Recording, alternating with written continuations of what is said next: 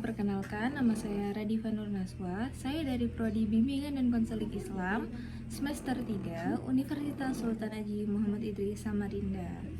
Oke, di sini kita berjumpa lagi pada materi pembahasan psikologi perkembangan dengan judul pemrosesan informasi. Sebelum kita masuk pada pembahasan lebih lanjut, di sini kita akan membahas dulu tentang latar belakang dari pemrosesan informasi tersebut. Dalam bab ini, kita akan mengeksplorasi informasi dan juga memproses perspektif perkembangan kognitif. Pertama, kita itu akan memeriksa beberapa prinsip dasar dan asumsi teoritis umum untuk berbagai kinerja pemrosesan informasi prospek.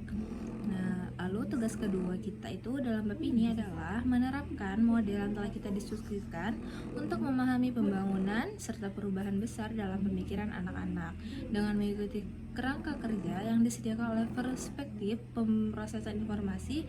Kita akan melakukannya dalam memeriksa perubahan perkembangan dalam perangkat keras, perangkat lunak, dan juga perhatian. Ya, di sini kita langsung lanjut pada pemrosesan informasi dari teori Piaget dan juga Vygotsky.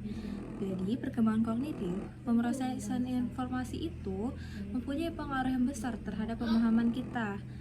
Piaget itu melihat anak-anak sebagai agen aktif dalam perkembangan mereka sendiri, yang mana selalu mengonstruksi pengetahuan dan juga mengubah struktur kognitifnya. Jadi lebih baik dalam memahami dunia. Lalu Piaget melihat anak-anak itu sebagai partisipan yang aktif dalam dialog kolaboratif, dengan mana berkomunikasi dengan orang lain, memperoleh alat berpikir yang sesuai dengan budaya mereka.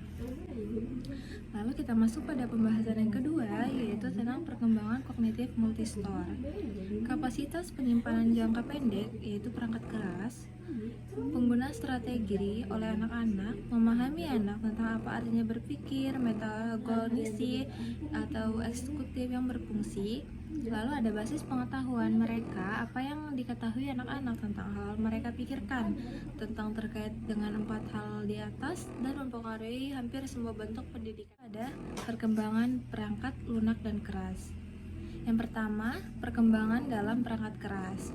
Kapasitas pemrosesan informasi dalam sistem pemrosesan ini dapat dipahami dalam berbagai cara. Kadang-kadang digunakan untuk merujuk pada jumlah total ruang yang tersedia untuk menyimpan dan pembentukan. Terkadang, berapa lama informasi ini dapat disimpan dalam unit penyimpanan dan juga terkadang seberapa cepat informasi dapat diproses. Yang kedua, ada perkembangan dalam perangkat lunak. Strategi apa yang anak-anak ketahui tentang berpikir, yaitu perbedaan usia dalam perangkat keras, pemrosesan informasi, dan seberapa banyak sih anak itu dapat menyimpan informasi pikirannya pada satu waktu dan seberapa cepat mereka dapat memproses informasi, jelas akan mempengaruhi seberapa efektif mereka dalam berpikir.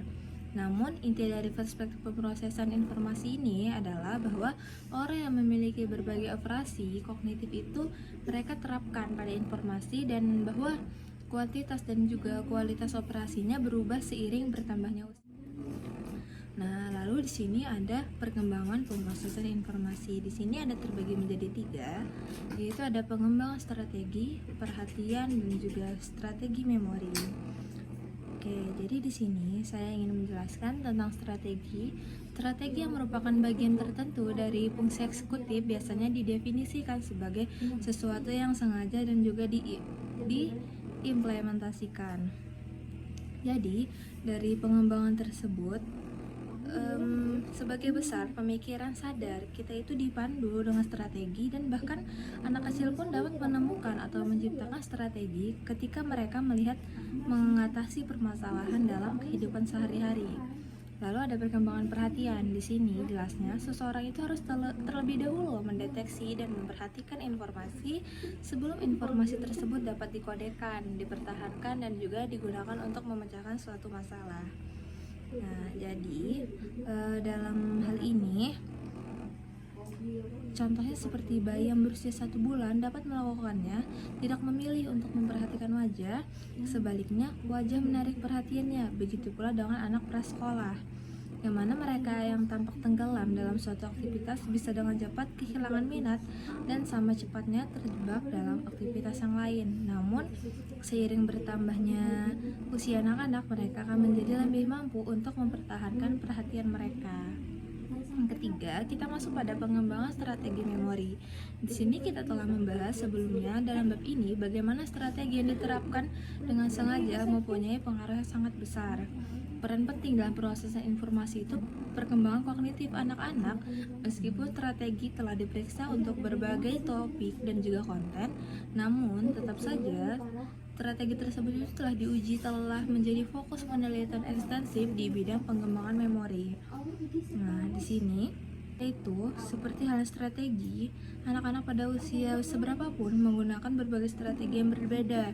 Meskipun kejagihannya, strategi rata-rata yang digunakan anak-anak itu meningkat seiring dengan bertambahnya usia.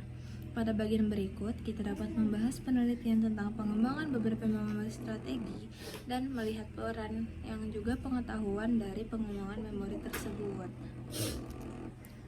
Lalu yang terakhir itu ada kesimpulan dari pengembangan strategi yang ada dalam pemrosesan informasi.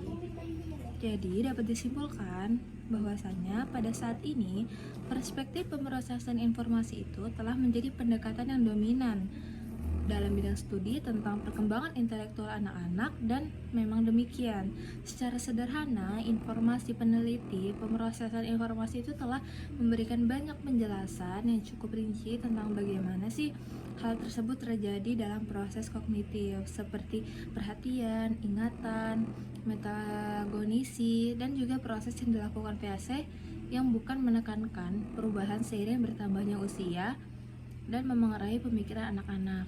Selain itu, ujian berekor keterampilan akademik khusus dominan tertentu, yaitu pemrosesan informasi yang telah dilakukan oleh para ahli teori, telah menyebabkan perubahan pengajaran penting yang meningkatkan keterampilan akademis. Nah, pertunjukan terakhir, meskipun terdapat kekuatan-kekuatan yang jelas, pendekatan pemrosesan informasi ini mempunyai beberapa kelemahan-kelemahan yang menjadikannya tidak lengkap sebagai penjelasan perkembangan kognitif.